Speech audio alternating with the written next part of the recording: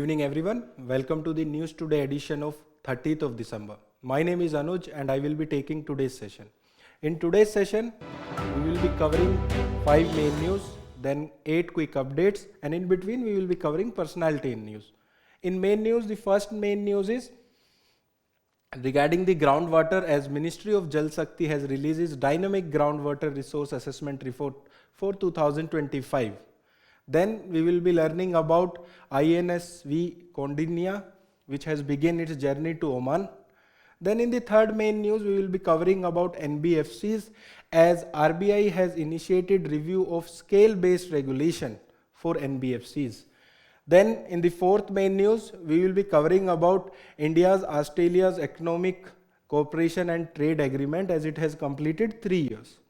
And in the last main news, we will be covering about Defense Ministry, which has cleared weapons purchase worth 79,000 crores. Then we will be briefly covering quick updates, and then personality in news for today is Srimanta Sankardev. So this is the brief of today's session. Let us begin with the discussion of the first news. So what is the first news? The first news is that the Ministry of Jal Shakti releases dynamic groundwater resource assessment report of 2025. In this news, we will be learning about key facts of the groundwaters and what are the various highlights which have been given in this report, and we will be briefly learning about water table and other related aspects. It is related to GS paper 3, where syllabus talks about conservation, environmental pollution and degradation. So let us begin the discussion of this news. First of all, the development. The assessment was jointly carried out by the Central Groundwater Board and states and the UTs. So this is the assessment which have been carried out by Central Groundwater Board and the states and the UTs.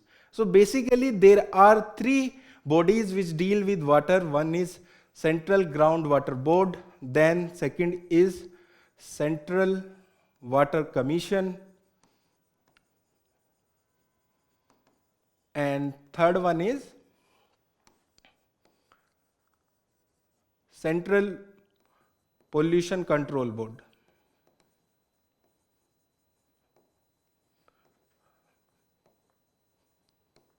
Basically, Central Groundwater Board monitors the groundwater, and Central Water Commission basically provides the scientific details.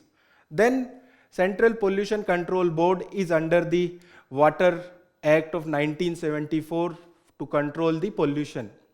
So these are the basic board which are related to water. Then coming to the groundwater. What is groundwater and why it is so significant? First of all, India is the largest usage of the groundwater. India uses the largest of the groundwater, and 87% of that groundwater is utilized by agriculture. 87% by agriculture and 11% by domestic usage. As you are aware that we are dependent on agriculture, so it provides a valuable input for the agriculture. Now coming to water at the ground, in the ground. Suppose you start digging, and at one place when there will be water, at that place it will be known as water table. Below that, the soil will be saturated with the water. Think it like that you have a sponge which have a lot of water, and you can take out water from that. Here there is saturated soil with the water, and above it is unsaturated soil. So these are the key facts related to the groundwater. Now let us look into the various findings which are given in this report. First of all, it has talked about annual groundwater recharge. Okay, so which have increased marginally from 448 million cubic meters to 446 million cubic meter. The comparison here is from the last year. Then what is the annual extractable groundwater resource in India? That have increased marginally to 407.75 billion cubic meters, and it has been increased from 2024 data. In that, in India, we have extracted around 247.22. So these are some facts which are given in this report, and total extracted water is around 60%. So these are the findings. Now there are some findings as well regarding where we are over-exploiting, where the groundwater exploitation is under the condition of critical and semi-critical. Before learning that, let us understand what are the meaning of overexploited, critical, semi-critical and safe, which have been used in this report. First of all, overexploited. As it is clear from the word, overexploited means that groundwater extraction has exceeded the annual replacement groundwater recharge. So in those areas, we have taken out water more than which were given to that area. Then there is critical. Here the groundwater extraction is about 90 to 100%. Here it was more than 100%. Here it is in critical areas, it is 90 to 100%. Then in semi-critical areas, the groundwater extraction is between 70 to 90%. And at last, there is one more category that is safe, that is below the 70%. So these are the terms which are used in this report, and they have defined based on the groundwater extraction. Now let us look at the various areas which are there in overexploited, critical, semi-critical and in the safe zone.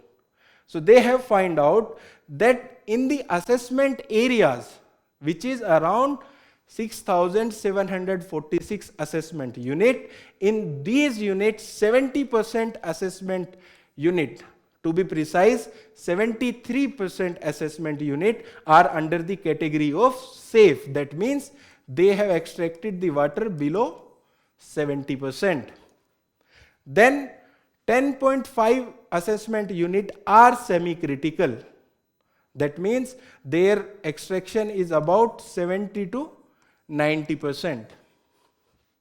Then around 3% of assessment unit are under critical, and here extraction is about 90 to 100%. Then they have talked about overexploited regions as well, and those regions are 11.1 areas or the assessment unit, and in these areas the extraction is more than 100%. And what are these regions specifically? These regions are mostly in the northwest, which includes the areas of Punjab, Haryana, Delhi and western UP. Then there are areas in Rajasthan and Gujarat, and in South India the regions which are falling are under the states of Karnataka, Tamil Nadu, Telangana and Andhra Pradesh. Most of the overexploitation is due to agriculture usage. Okay, they have also talked that in 1.8% of assessment units, there is increase in the salinity of the water. So these are the facts which can be used if there is a question about overexploitation of groundwater in India. Now let us look at the PYQ which are related to this news. First of all, the PYQ is from 2013 prelims examination, and the question is that on the planet Earth, most of the fresh water exit as ice caps and glacier. Out of the remaining fresh water, the large portion, option A, is found in the atmosphere, option B is found in the freshwater lakes and rivers, option 3 exists as groundwater, and option 4 exists as soil moisture. You might be aware that around 97% of water which is there on the globe is not usable, and only 3% of water is fresh water. And in those 3% of water, the largest water is there in the ice caps and glacier, which is given in the question. It is asking about the second most area where there is fresh water. And the answer for that is, it exists as groundwater. This is the question from 2013 prelims examination. Then there is one mains PYQ as well. The question is that suggest measures to improve water storage and irrigation system to make its judicious use under the depleting scenario. When you will be writing the introduction of this question, you can use the data which we have studied in this news. Okay, so that's why this question I have kept it here. So with this, we have completed the first news for today. Now let us discuss the second news. Second news is very interesting and it is related to Indian culture. And what is the news? The news is that INSV Kaundinya has begins its journey to Oman, and it has begun its journey from Gujarat. Okay. In this news, we will be covering about Tankia methods. We will be learning about this ship. So let us discuss this news. First of all, the development. We have already discussed the context. Here the development is the Navy is pioneering stitching sailing vessel built using the traditional technique. And what is the name of that traditional technique? The name of that traditional technique is Tankai method. We will be learning about this method in the later slides, but for here, it was built by using the Tankai method, and it is believed to back of 5th century. So this method is there from the 5th century, and this name INS Kaundinya is based on the name of a ship after the Kaundinya, who was a sailor, and he used to sail ships from India to Southeast Asia. So on his name, we have named this ship. Basically, the shipping has a very much significance in our history. You can find Harappan stamps and other Harappan sports that can be found in Mesopotamia. Then there is Magad Navy, which is the first navy which has been written in the history. Even the Arthashastra also talked about in navy. Then we have Chhatrapati Shivaji Maharaj, who was built Vijayadurg for protection and for providing naval forces. Okay, and then we have Chelas, Choras, Pallavas, who were very good at the shipping industries. So that's why, to bringing the tradition and to evaluation or the evolution of this tradition, we have built this INSV Kaundinya. So let us learn about this ship. First of all, it is modeled on the ship depicted in the Ajanta caves painting. Ajanta caves painting are very important for UPSC examination, both for prelims as well as for mains examination. Please learn about Ajanta's cave, Ellora caves in detail. What are the paintings which are there, what kind of depiction is there. Most of the painting in the Ajanta caves are related to Buddhism. It might be of dying princes, it might be of the Persian embassy who is receiving the Chalukyan king Pulkesin II. So there are many paintings in Ajanta. Okay. And it is built under a tripartite agreement which is there between Ministry of Culture, Indian Navy and Hodi Innovation, and the funding is provided by Ministry of Culture. So there are other programs as well, as we are building a maritime heritage center at the Lothal. So this is also one of the project to revive our culture. Then it will be having no engines. So it will use the wind power for sailing. And it won't be used for combats. Although it is owned and operated by Indian Navy, it won't be used in the combat. So these are the some basic facts. It is based on the Ajanta Caves painting. Secondly, it is under the agreement between Ministry of Culture, Indian Navy and Hodi Innovation, and the funding is by Ministry of Culture. It will not have any engine and it will sail by through the wind's power, and it won't be used in the combat, although it is owned and operated by Indian Navy.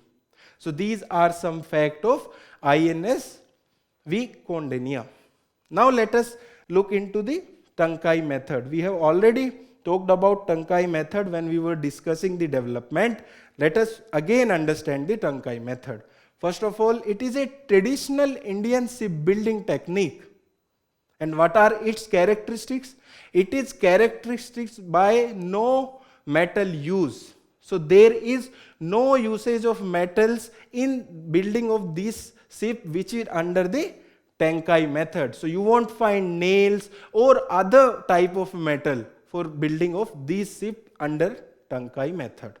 Then the wooden planks are stitched together instead of nails, and they are stitched together by natural resins. This is the Tankai method. And in this method, the hull is stitched first, so that the front portion of the ship is stitched first, and then internal ribs are added later. So it provides great flexibility. So this is Tankai method. If there is a question which can be like, what is Tankai method related to? So this is related to traditional shipbuilding technique. Okay, now let us look into the various aspects of the Kaundinya ship. So first of all, it have a Gandabherunda. It is a two-headed eagle associated with the Kadamba dynasty. Where was the Kadamba dynasty? It was there in Karnataka.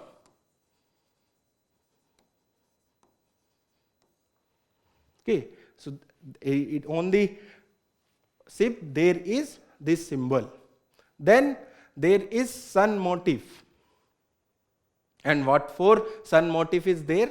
It is there for representing vitality, divinity, and navigation and auspicious beginnings. Then it also have Simbayali on the bow. What is this Simbayali? Basically, there is depiction of lion to present or represent the strength. Then there is Harappan style stone, anchors on the deck. And for what these type of stones are there?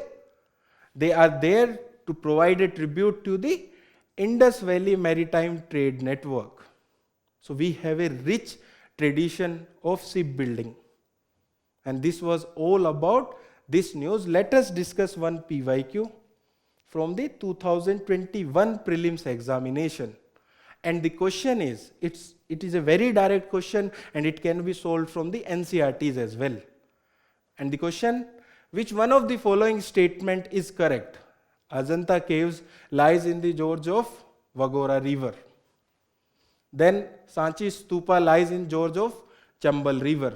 Then Pandulena Caves Shrines lies in the gorge of Narmada River. These are there in Nasik. And these are near the Bhopal.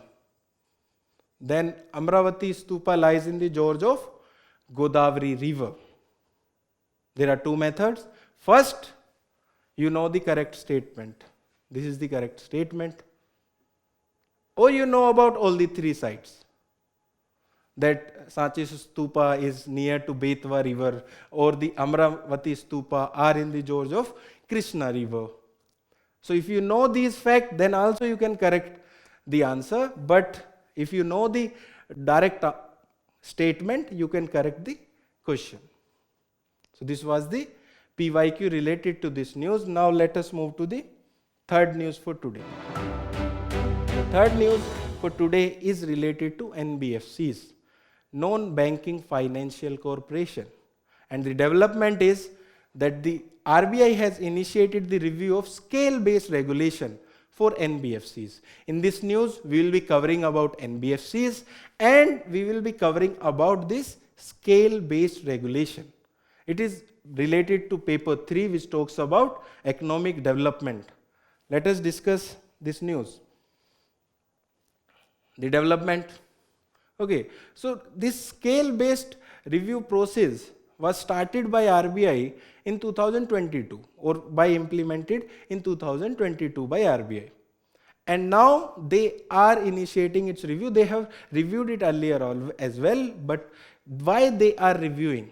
They are reviewing because non-banking financial corporation plays a growing role in lending, and which is around 15% of GDP. So their stability is very important for the economic growth as well as economic stability of the country. Before understanding about this scale-based regulation, let us first understand about NBFCs. So these NBFCs, companies, is there in their name. So they are registered under the Companies Act of 1956 or the Companies Act of 2013. And they are under dual regulation. They are regulated by these acts as well as they are regulated by RBI. So they are primarily engaged in lending, investment in securities and leasing or hire purchase activities. But their primary functions cannot be agriculture, industrial activities, or real estate. So their primary function cannot be these three. They are involved in lending, investment in securities and well as leasing or hire purchase activities. But their primary function cannot be related to agriculture, industrial activities or the real estate. Now the question comes, how they are different from bank and why we require them? So basically they are different from bank as they cannot accept the demand deposit. Okay, so I cannot give the money to NBFC and I cannot ask the money as and when I require. There can be time deposit in the NBFCs, but there cannot be demand deposit. Please be very clear. There can be time deposit, that I am depositing money and I will take it out after a certain period of time. That is possible in NBFCs, but demand deposit is not possible. Then second difference, NBFCs do not form the part of payment and settlement. Payment and settlement means that I will sending the money and this application of that NBFC cannot be used for the settlement. Okay, and they cannot issue check drawn on itself. Bank can issue. ICCI can issue the check that I will pay this amount, but NBFCs cannot issue the check on themselves. Then the deposit in them is not covered under the facility of Deposit Insurance and Credit Guarantees Corporation. So here up to 5 lakh in banks, 5 lakh up to 5 lakhs of the money is insured, but in NBFC this facility is not there. Then last, they are what for they are there? Because they provide flexibility in lending and they can support the growth in a more flexible and more sustainable way. So they are different from banks, but they support lending and the growth of the country. They are very important. And now let us understand about scale-based regulation. we have discussed in the context about the scale-based regulation. It was implemented by RBI from 2022, that we have discussed in the context itself. And it categorized NBFC into 4 distinct layers for better regulation.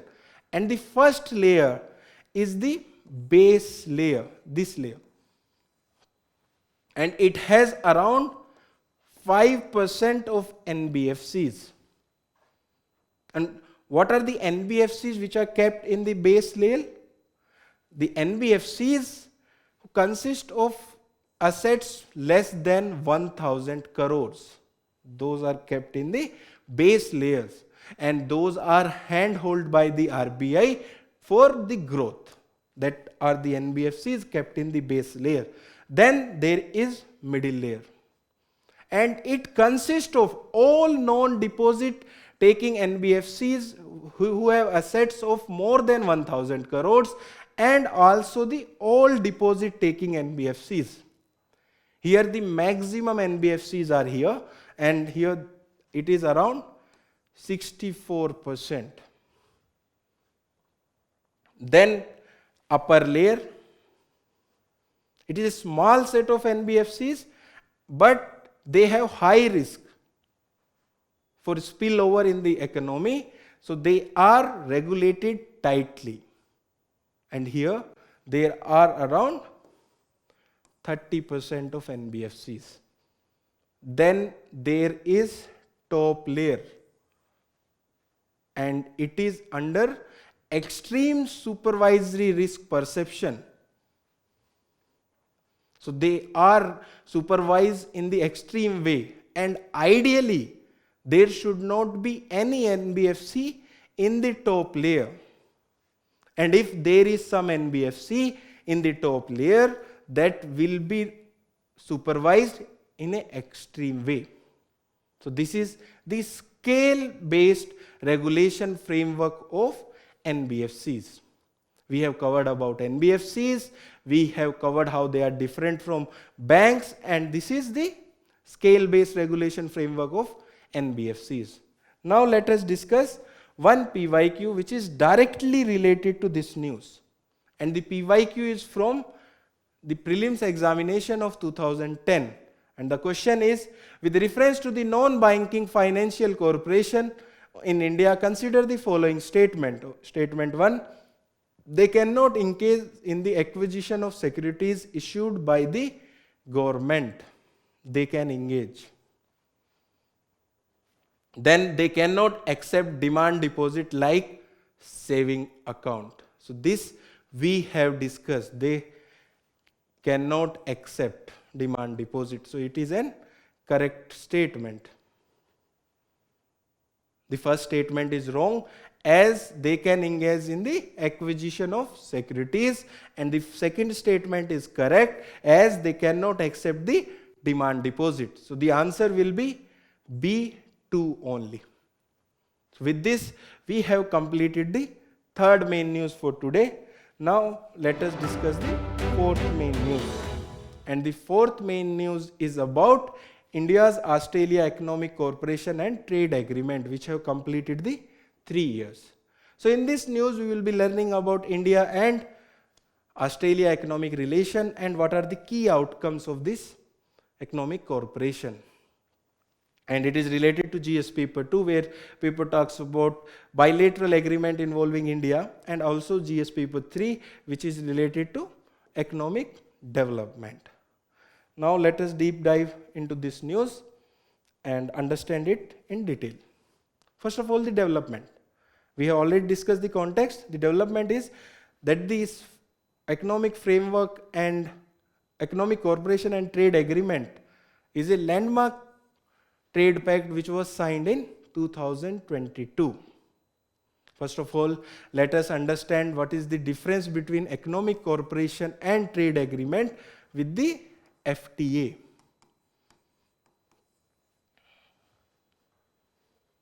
What is FTA and what is economic cooperation and trade agreement?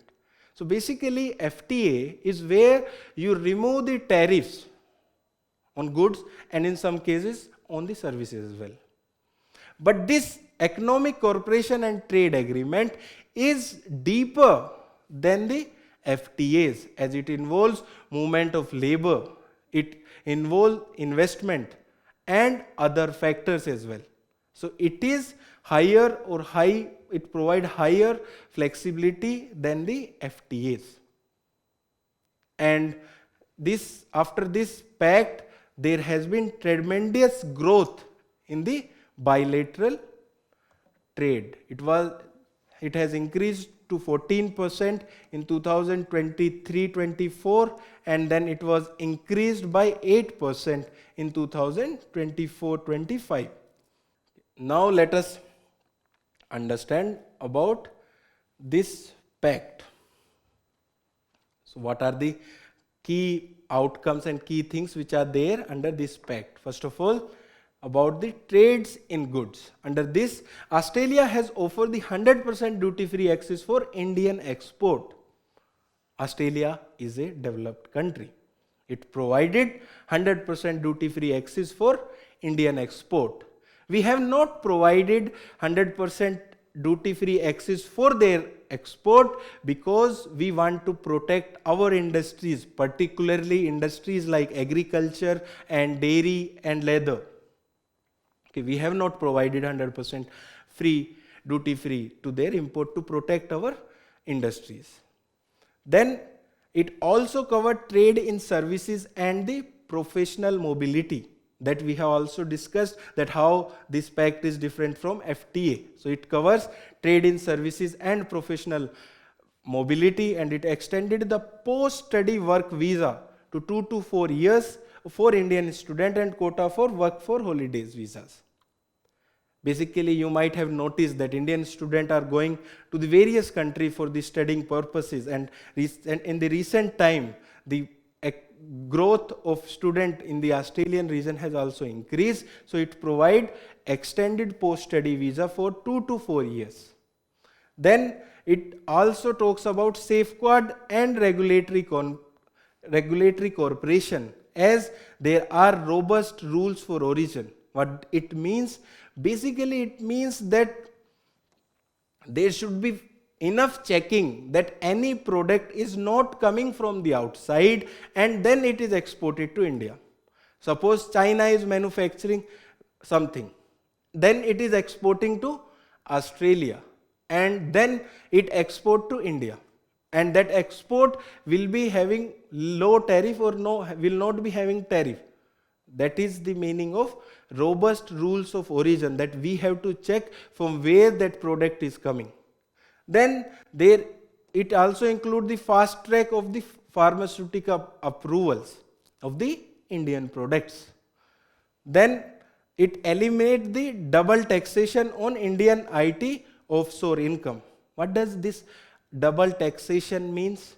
Suppose a IT professional is working in Australia, but he is an Indian citizen.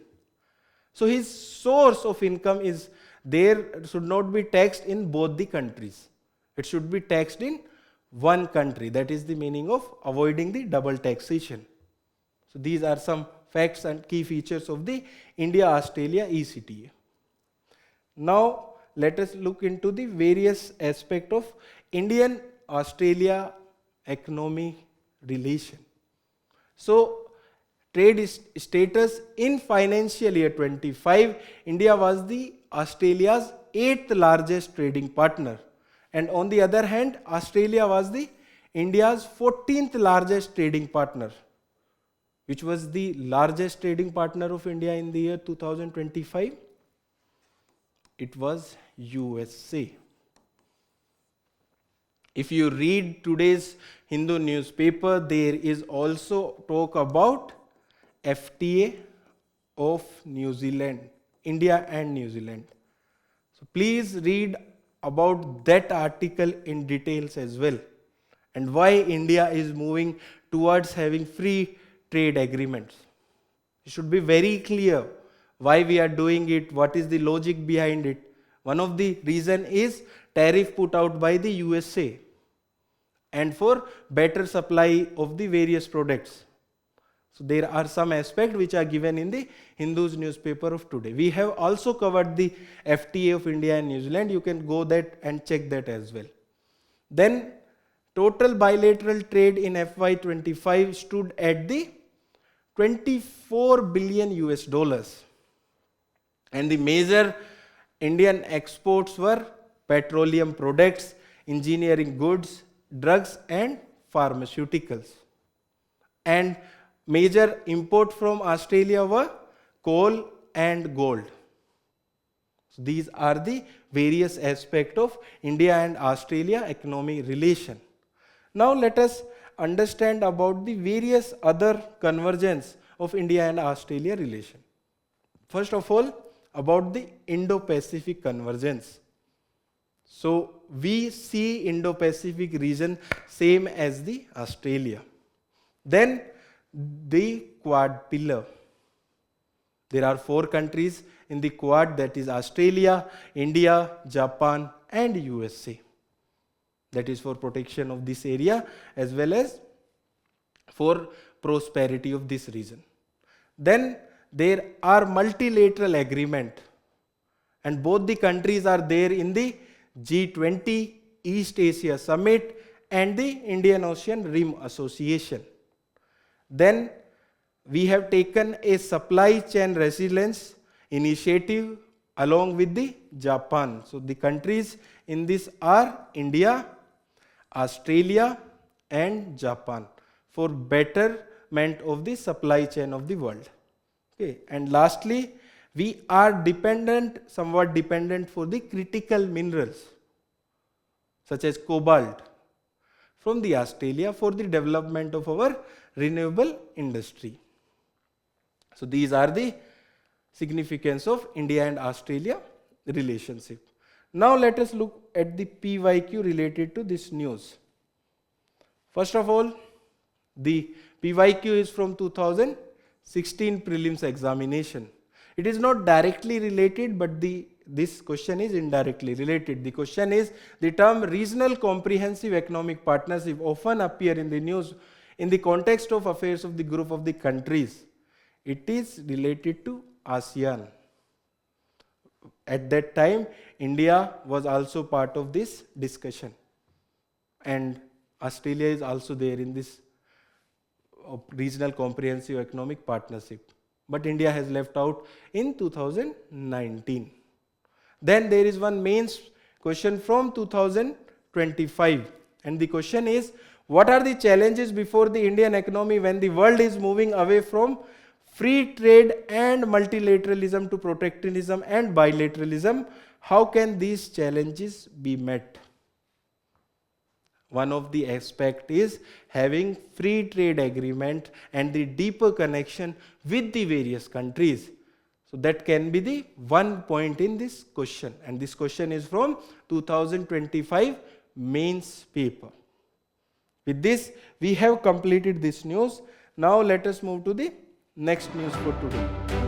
And the next news is about defense, and the context is that Defense Ministry is clear weapon purchase around 79,000 crores. In this, we will be covering about these products or these purchases, and it is related to GS paper 3, internal security.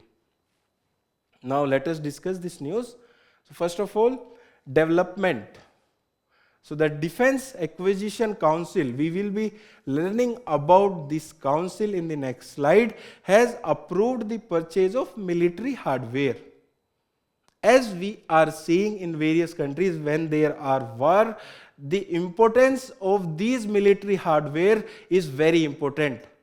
We have seen this in Operation Sindoor, we have seen this in the various wars which are going around the world. So that's why now the military equipments are very important for having an edge over the neighboring or the countries who are fighting with you. So that's why there is purchase of military hardware of around 79,000 crore rupees.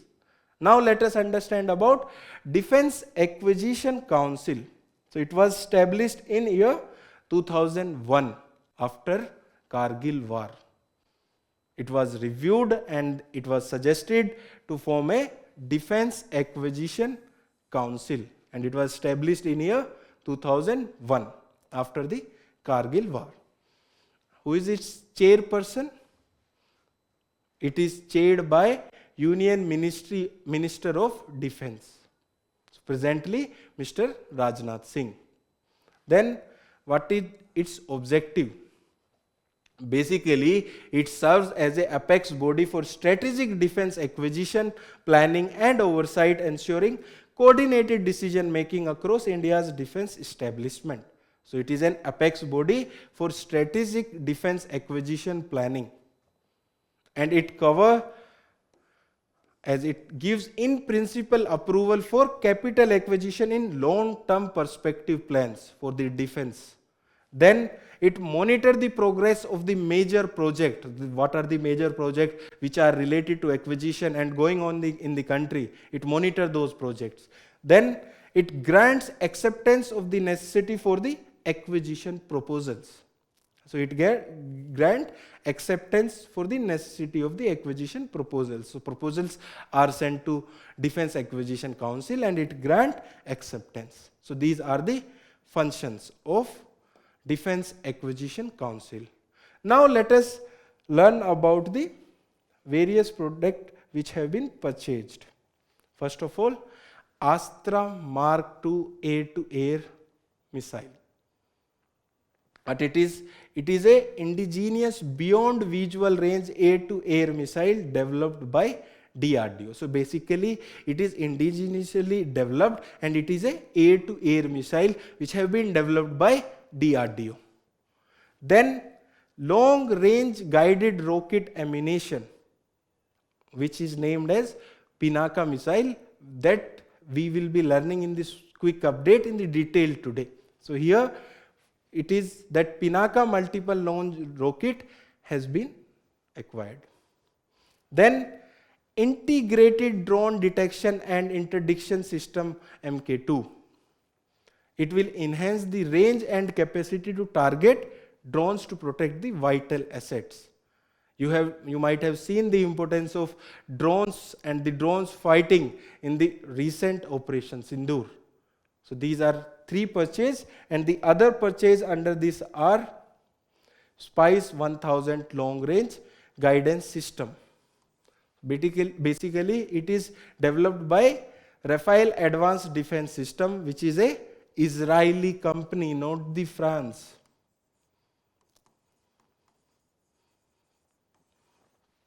It is not of France, that is Rafael jet. This is Rafael Advanced Defense System. Then high altitude long range remotely piloted aircraft system. It is for maritime awareness for the Indian Ocean region. Lastly, that there is indigenous loitering munition for army. Under this, there is Kamajike drones. Kamajike drones are from Russia. They were in the news because they were used in the Russia-Ukraine war. Even India has used them in the Operation Sindoor. So these are the some purchases under this new pact. Now let us look into the PYQ related to this news. The PYQ is related to the drones, and the question is, with reference to the unmanned air vehicles, drones, consider the following statement. All type of UAVs can do vertical landing. Okay, so you might have seen drone who flies like planes, so they cannot do vertical landing. That means this statement is wrong. All type of UAVs can do automatic hovering. Hovering means surveillance over a area in a fixed position. All type of UAV cannot do automatic hovering. Then the last, all type of UAVs can use battery only as a source of power supply. They can also use petrol, diesel and other products as well. So this is also a wrong statement. So the answer for this will be D, none. This is a PYQ from this year prelims, that means 2025 prelims examination. So with this, we have completed the main news for today. Now let us discuss the personality in news for today. And the personality in news for today is Srimanta Sankardev. And the context here is that the redevelopment project of Batardeva Than, the birthplace of Mahapurush Srimanta Sankardev ji, has been inaugurated. In this news, we will be learning about his life and his contributions. So basically, he was born in Alipakhuri, which is situated in Assam. Now coming to his contribution, he pioneered the new form of Vaishnavism, which was called Eka Sarana Hari Nama Dharma. In this new form of Vaishnavism, there was belief that there is only one God, that is Lord Krishna. That is the new form of Vaishnavism which was put forward by the Sankardev ji. Then he established monastic institutions like Namagar and Satras, and later they developed as religious as well as the cultural centers. Then he also fought for the social reforms, and which include anti-caste movement as well as the women right. He does not only contributed towards religious things, he also contributed in the music, dance and other aspects as well.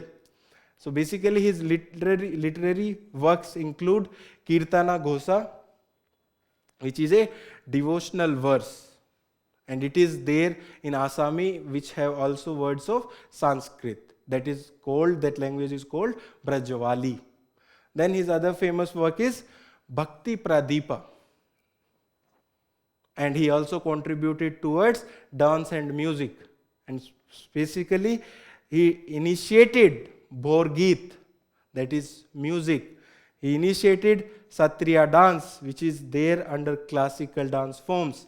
He initiated Ankiya Nat, and he also initiated Bhavana, which is a theatrical performance. So these are his contribution. He is very important for your prelims examination, as well as there can be a question about his contribution in the mains examination as well.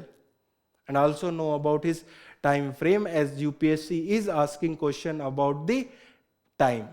And he was born in 1449 and died in 1568. You should know about his contemporary social reformers and other aspects as well. So with this, we have completed the personality in news for today. Now let us discuss the quick update for today. So the first quick update for today is related to Pinaka weapon system. We have discussed this in the earlier news as well, and the context here is that the DRDO has successfully conducted the maiden flight test of Pinaka long-range guided rockets, and the maximum range is of up to 120 kilometers, and the test was conducted in Chandipur of Odisha. In this news, we will be learning about Pinaka weapon system. So basically, it is a multi-barrel rocket launcher used for long-range artillery bombardment. Basically, army or the other defense forces use it for long-range artillery bombardment before going to that area, so that they can neutralize various threats there. And it was designed by Armament Research and Development Establishment in association with the High Energy Material Research Laboratory, which is there in Pune. So this was about Pinaka weapon system. Now let us look into the second quick update for today. The second quick update is about National Technological Readiness Assessment Framework. It is important. This development is very important, and the context here is that Principal Scientific Advisor has unveiled the National Draft Readiness Assessment Framework to standardize the innovation assessment in India. So for what it is basically there to provide a objective yardstick to measure the majority of the technological project in the lab, that how much they are ready for the utilization. It provides an objective yardstick, that if there is a technology in lab, how much it is developed and in how much long time it can be brought into the field. That is the basic aim. And the draft had been released by the principal scientific advisor. And what it will do, basically, it will enable the funding bodies to allocate resources with the greater precision, when they will be knowing that how much this technology is usable or at what stage that technology is there. So they will provide a better precision funding, and it provides a robust methodology to assess the project from proof of concept, that there is a proof of concept and how much it developed a prototype development. Prototype means a simpler process that can be followed to develop a prototype that can do a function on a smaller scale. To market operational readiness, that how much time it will take to be operated in the market. So this was about the National Technological Readiness Assessment Framework. Why it will be important? Because it will give impetus to the R&D in funds in India. Now let us move to the next quick update. The next quick update is about frequency comb. So we are covering it. There is no direct context to it, but you should know about such type of scientific terms which are there in the newspapers. And what it is? Basically, it is a specialized laser that produces many colors, and with many colors, many frequencies are associated. Basically, you might have seen that basic laser which produces red colored light.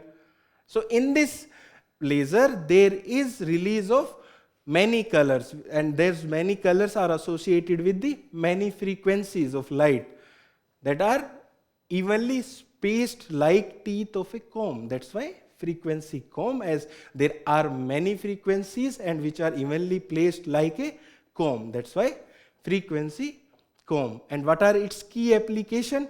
The key application include the calibration of atomic clock, that atomic clock can be calibrated using that. Then precision spectroscopy. What is spectroscopy? Basically, when matter come in contact with the electromagnetic radiation, then it is known as spectroscopy. And it can also measure the tiny shift in light due to the gravity by using its various frequencies. So this was about the frequency comb. Now let us look into the next quick update. Next quick update is about FIDE World Rapid Chain Championship of 2025. I think most of you might be knowing about this news, and we are covering this news because UPSC is asking these sports related questions. And the context here is that Prime Minister has congratulated Indian Grandmaster Koneru Hampi and Arjun Irigasai on clinching the bronze medal at the 2025 FIDE Rapid Chess Championship in Doha. So in this news we will be covering basic facts. First of all, what is FIDE? That is International Chess Federation, is the governing body of the sports of chess. So it is a governing body for the chess, and it is headquartered in Switzerland. Now coming to the key highlights of the recent sports event. First of all, the Grandmaster Arjun clinched his first bronze medal at the event. That is the first key highlight. Second, he is only the second Indian male player after the Grandmaster Vishwanath Anand to achieve a podium finish. So these are the key highlights from this recent sports event. Now let us discuss the next quick update. The next quick update is about Jiva program. This is related to natural farming, and you might also confuse natural farming with the organic farming. natural farming and organic farming.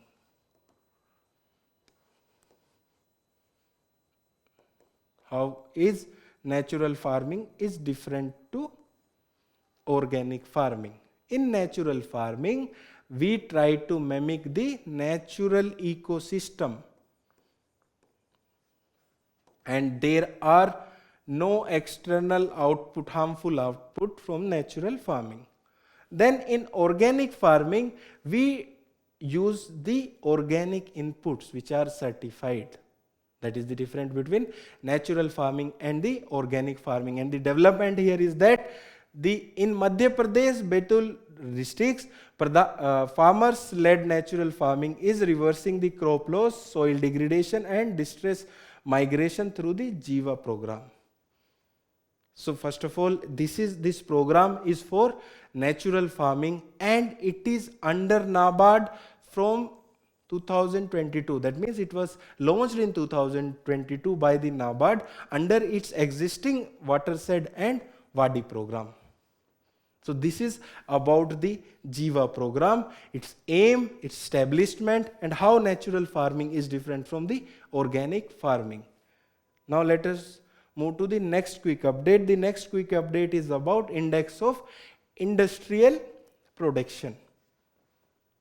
And the context is very important for our manufacturing GDP. The context is that India's industrial production growth has measured by the IIP surged to a 25 months high.